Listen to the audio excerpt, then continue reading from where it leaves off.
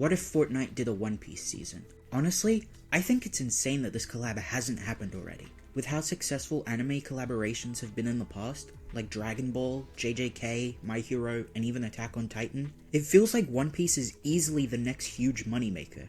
And Fortnite is no stranger to collab seasons.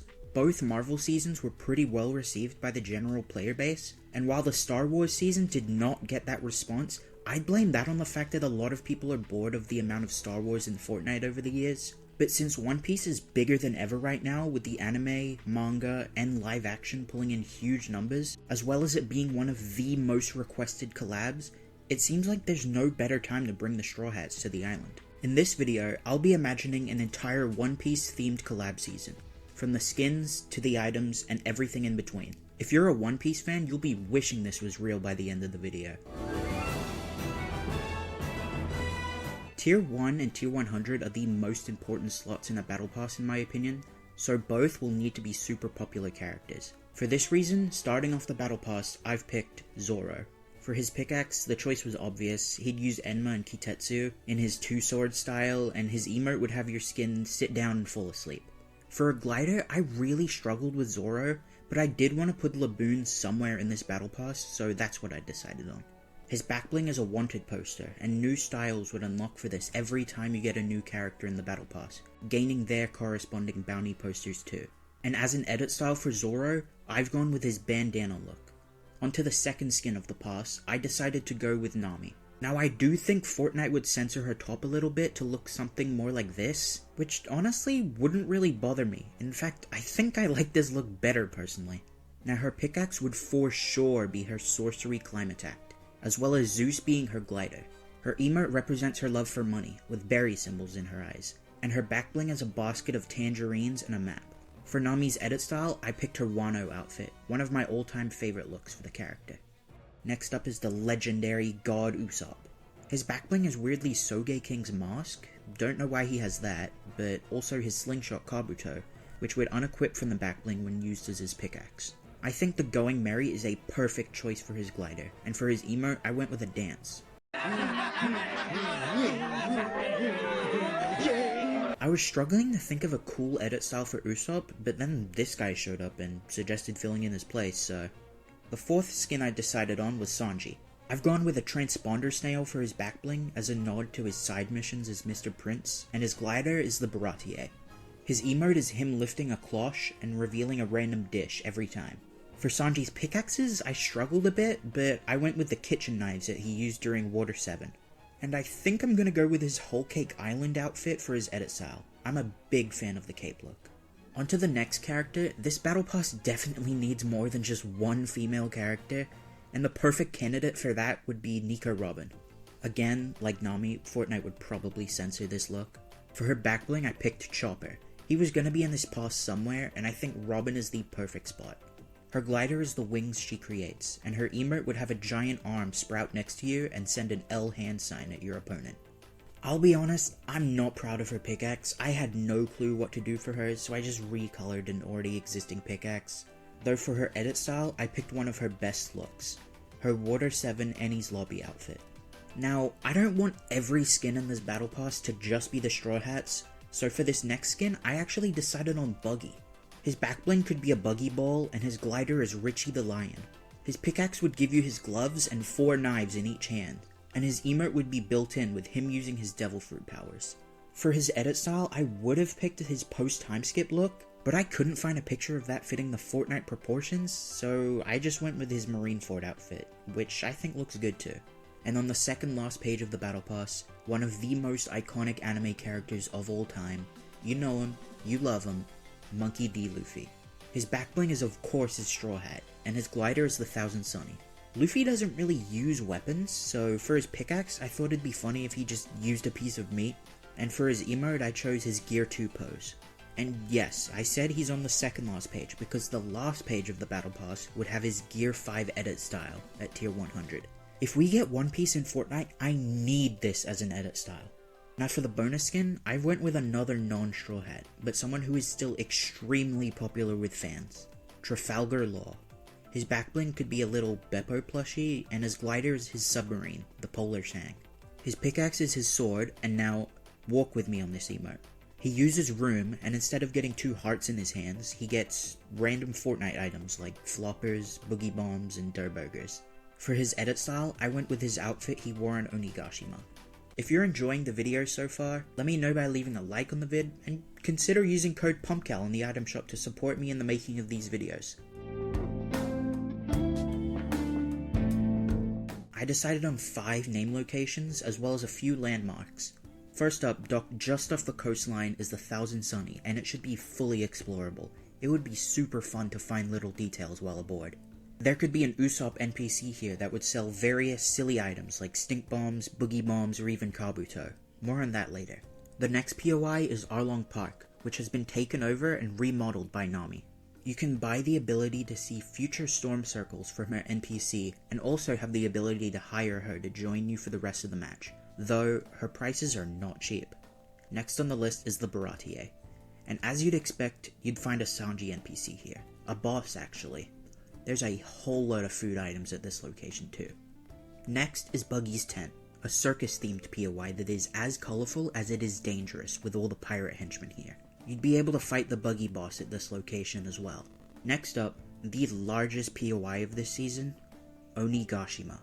Obviously shrunken down quite a bit to fit the size of a Fortnite location, but this place should be quite big for a POI. You can also find and challenge the Luffy boss here too. The locations of the rest of the NPCs could include Robin at a mysterious purple poneglyph with runes all over it as a reference to the cube. The polar tank can be half submerged just off the shore, not being able to be entered, but a lore NPC stands on top of it. And one thing I really would like in a collab like this is just a wandering Zoro boss NPC that's just lost walking around a completely random spot every game, ready to fight. Another map change I think would be neat would be replacing the train on the map with the sea train from Water 7. A collab like this needs the Gum Gum fruit as an item. This item would give you the ability to stretch your arm and launch a ranged punch at a player, as well as the ability to be used for mobility, similar to the Spider-Man web shooters. Next up is the Usopp fruit. You can use its power to activate Room like Law, a decently big radius in which you'd gain the ability to swap places with an enemy. Next, I have Kabuto, Usopp's slingshot. This could work like a boom bow, used for long range with a small explosive effect. A mythic or exotic version of this could also work like the unstable bow, switching effects with each shot. I had to incorporate Zoro's 3-sword style into this collab as an item. A melee weapon that puts 2 swords in your hand and 1 in your mouth, and can be used to dash, offer enhanced jumping and sprinting, as well as different sword attacks to cut down your opponents. Next, I've picked an item themed around Sanji. This would give you the ability to use his Diable Jambe, and would work similar to the firebending item, especially with the kick attack. This item would also give you his skywalking ability, letting you jump mid-air 5 times until cooldown, which could offer some cool combos to the item. Following this, I've picked Nami's Climb Attack as an item. It could work similar to a Junk Rift or Thor's Mjolnir Strike, summoning a bolt of lightning from above the enemy. This could also be used for regular combat, shooting small bolts of lightning as its default attack. Franky's Weapons Left could also work as an item, being placed over your arm, and it could work like an AR. I think we could also get some of Franky's Cola as a healing item. We could get the Magnet fruit, which would work similar to the Magneto item, as well as the Flame fruit, which could work like Doom's gauntlets, giving you the ability to shoot fireballs, and it could also work like the Mistform item, giving you some mobility and invulnerability. We could also get some vehicles from the series, including a Waver, which could operate like a bike, and maybe even give us the Brachio tank too. Some unvaults we could get could include past pirate-themed items, like the Flintlock pistol, the flare gun, buried treasure maps, and the pirate cannon. During this collab, we could also see the return of the bounty system as well as the heat system, and they could replace the gold currency with berries. One Piece has a gigantic cast of characters, which means a lot of skin possibilities. So for item shop skins, I've tried my best to limit this down to 50 character options, starting with Franky, Brook, and Jinbei, Vivi, Ace, Sabo, Koala, and Dragon, Shanks. I just now realized I don't know how they'd handle that arm, but I still want him. Kid and Killer, Jewelry Bonnie, Mihawk, Boa Hancock and Crocodile, Doflamingo and Corazon, Carrot, Yamato, Odin and Kinemon, Perona, Blackbeard and Van Augur, Akeinu, Kizuru, Aokiji, and Fujitora, Smoker and Tashigi, Ulti and Page 1, Rayleigh, Whitebeard and Marco, Katakuri and Pudding, Bartolomeo, Reiju, Ichiji, Niji and Yonji, Lucci, Kaku and Stussy, Arlong and Enel, Vegapunk Lilith and Shaka, and finally, Goldie Roger. If there's any One Piece characters that you'd like in the game that I didn't mention, feel free to let me know in the comments. I read them all. I also have some ideas for content for the other game modes. For a Lego Pass, it could be marine themed and we could get Kobe and Garp. And for Festival, I've picked these 4 One Piece songs.